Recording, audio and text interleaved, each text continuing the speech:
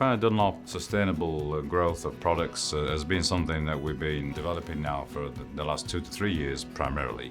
We're looking to maintain sources of raw materials for the future, wherever possible using bio-based materials and also using recycled materials in the product without detriment to durability. So we have a range of products now that contain a number of recycled contents.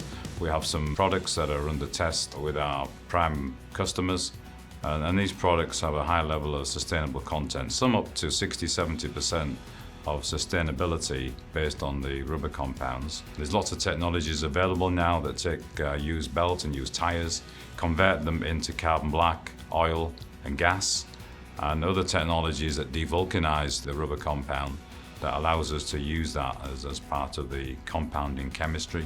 And other areas where just rubber powders created from tire dust can also be utilized to form usable compounds in certain parts of the belt. So a whole range of different materials, ensuring that our product for the future is sustainable.